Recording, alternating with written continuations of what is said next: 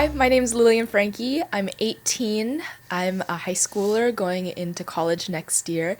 And something I'm super excited about today is just looking at the setup here because I really love the officialness and also the mics too. I love that. Okay, so to kick this off, tell me about a talent that you feel like you have that no one knows or very few people know. Okay, so this is something really weird. Okay. I love tasting water. I feel like I'm a Oh. little bit of a water connoisseur because Okay. I've traveled so much. I've seen all 50 states. A lot of it happened because of COVID road trips and stuff. But Right. a hidden talent I'd say is I like to taste for the mineral content. Ooh. And I know I could talk about my violin stuff and talk about like all of the music stuff I do and like all of Yeah. the researching I do for it and the skills. But honestly, I like to tell people that I like drinking water. Fun. Do you do that thing where you put like that strip in the, what is it, to test To test the like, mineral. pH or Honestly, I something? do it from taste. Oh, I just taste? Just taste. I like to see like, oh my gosh, like what is this mineral content? Okay. And can I see if it's? I really like natural spring water. That's the, okay, yeah. Give me the brands. the- Give me top yeah, three brands. So I really love like Norwegian, Okay. like fresh water, and then it goes Alsops. It's never like heard a of it's like a these. Midwest gas station. Oh, like interesting. water. It's super weird and like Okay. niche, and then I'd say the other one's like Alaskan water because Okay. anything that's really fresh and coming from something that's not processed or Right. like in water, like What's the worst one? I hate to say it, Dasani. Oh, no, everyone agrees with you, I it's think. I think literally everyone agrees with you. Okay, so tell me about an accomplishment or a personal project that you are really proud of working on and tell me why. Okay, so I have been a part of chamber groups and orchestras and going to Interlochen for 8 years, but something that I love doing is I started a chamber group of my own, Ooh. and it's called Songs for Smiles. Oh. And it started my freshman year, and we made it so that we wanted to bring a smile to people's faces and use it as a community service event Yeah. and be able to bring a smile to people who need a smile through music Yeah. and share our talents, but also be able to spread a little bit of joy to people.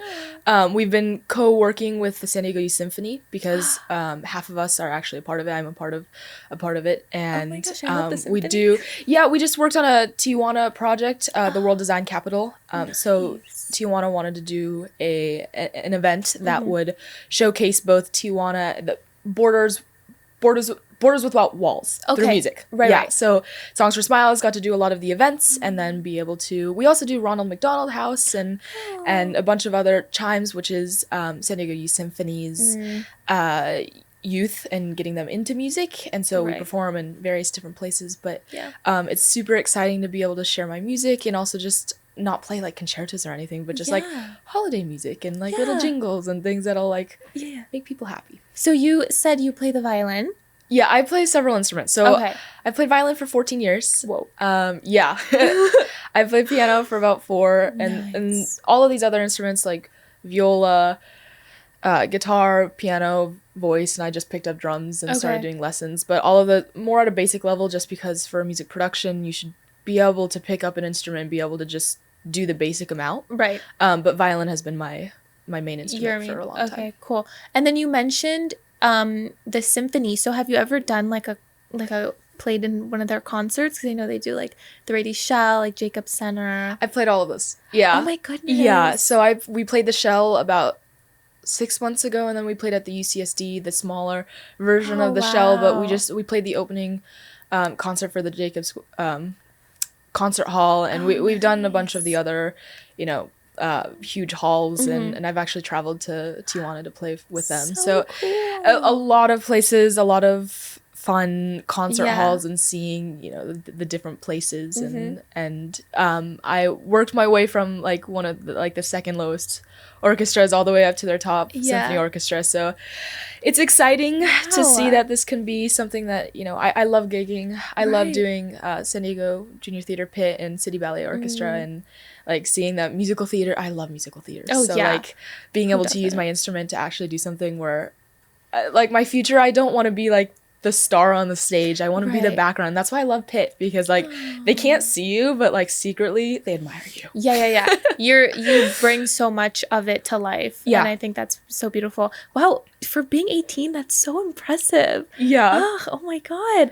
Okay, so when I kind of look at you, you're not going into like the traditional education route. Like you're not going into like STEM or whatever. And nothing wrong with STEM, but this is so different. This is something that like I'm really interested in hearing because it's unique to me.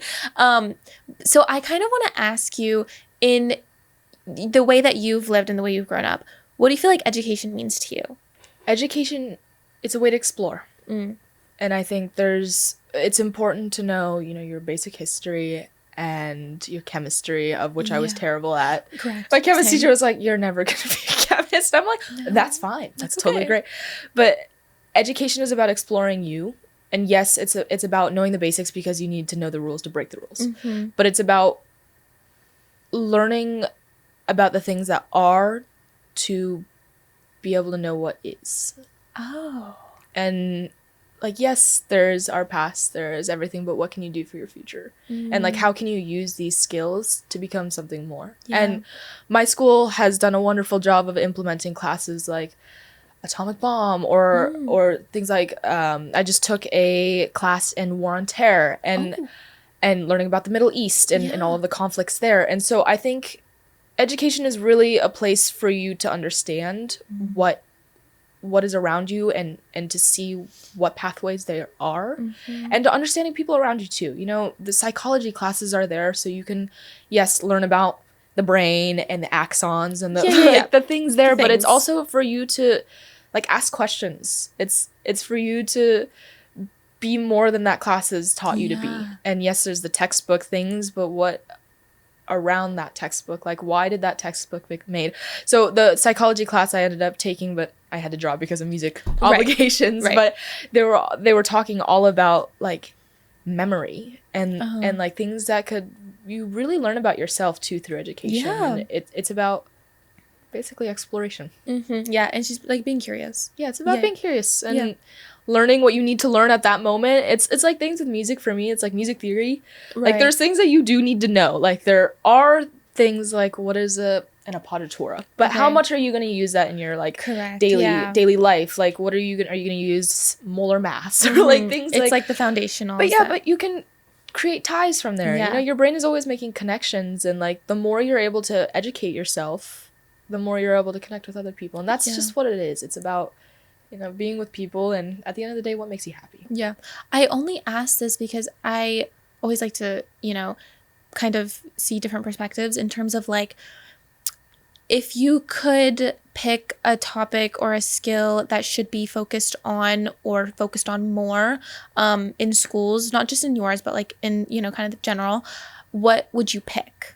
Oh, I love this question. Yeah. I've thought about this so much because I love current day issues. Okay. And I know like a lot of public schools are stuck to that AP, like you have to learn through this textbook and you have to know this knowledge. But like a lot of it is about things that have happened. And what about predicting the future? Like what about things that even in chemistry, how is it used today?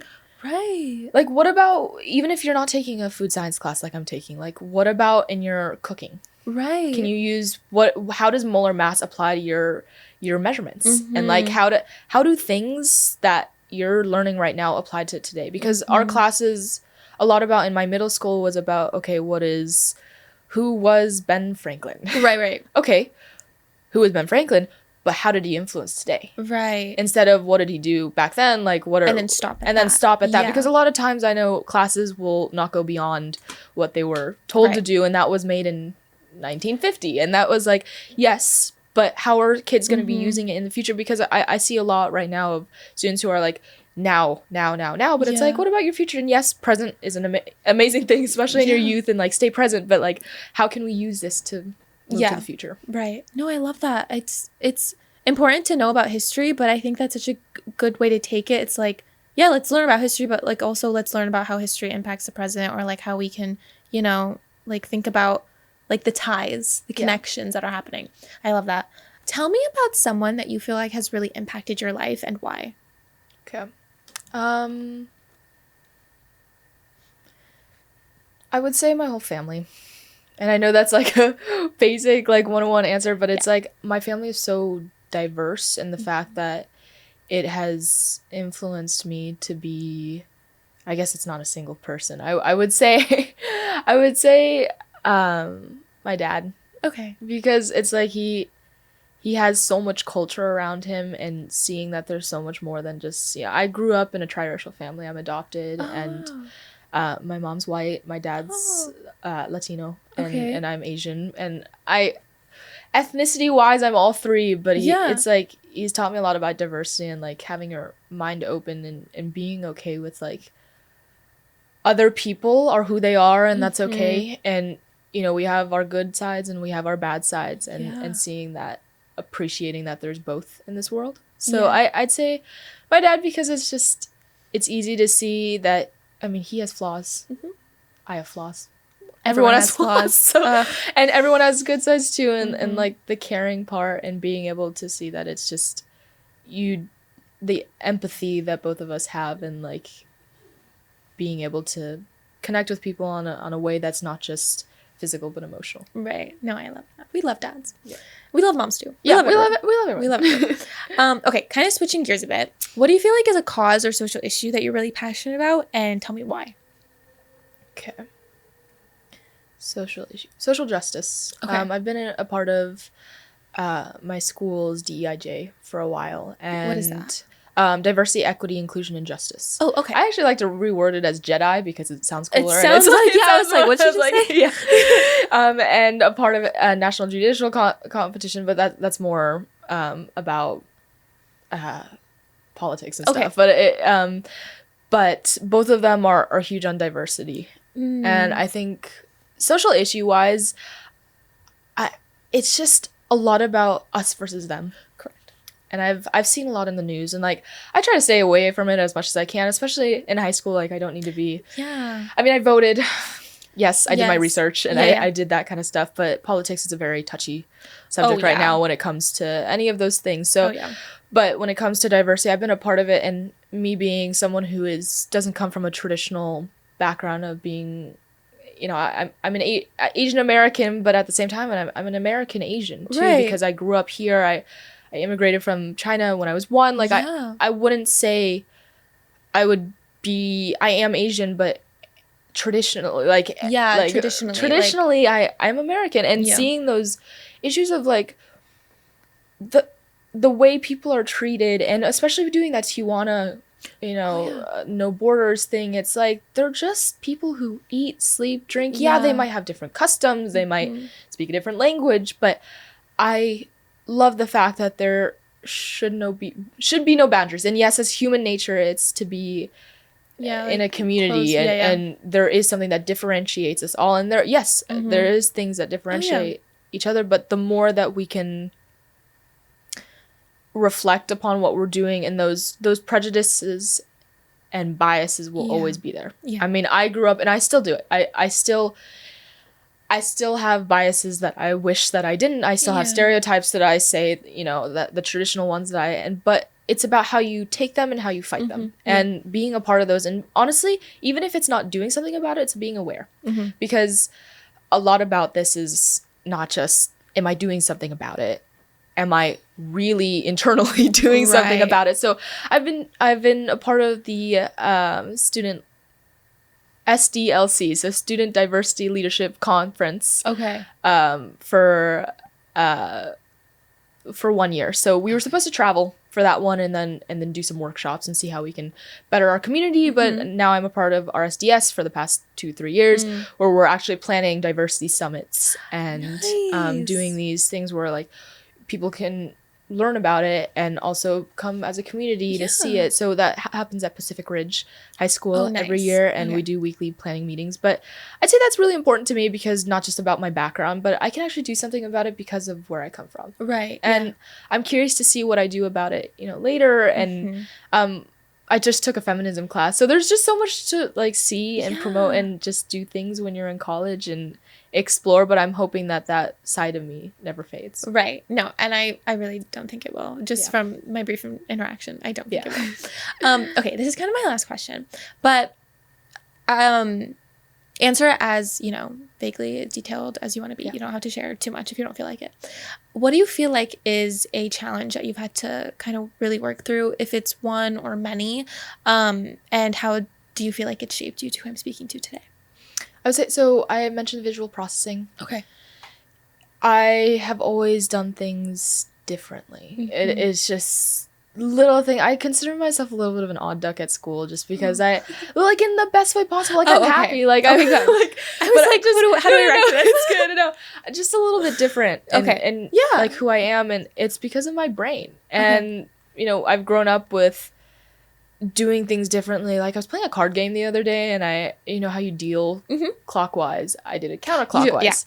Yeah, but it's like, I've never seen that before. Okay. It's little things that my brain does that is very different, and it made it really hard for academic wise because it was taking me 2 times as hard, as much as work as someone else, as my peers, and just working so much harder. And I guess it's built to my tenacity and my ability to work hard and know that if you do work hard, there is ways to get around it, and compensating for what I wasn't doing, and hardworking. I was like, there's something wrong. And sitting in my counselor's, my academic advisor's room, and this speaks to their faculty because I don't think I would have ever figured it out. But taking that chem class, it was like everything was just harder to do, and that challenge, it challenged me in my music. I mean, I'm working with doctors right now to try to figure it out and do exercises like playing Go Fish or like or those other things. But I'm excited to see how it helps me because creatively it has been amazing. Well, okay, I have absolutely loved speaking to you. Oh, do you have anything else you want to share? No, I think that's it. I'm excited to be here, and it was super awesome to meet you. Hey YouTube, if you enjoyed this person's story, don't forget to subscribe below to hear more from our inspiring youth. If you want to apply for our Storyteller Scholarship or get more involved in our organization, click the link below to apply. Thanks for watching!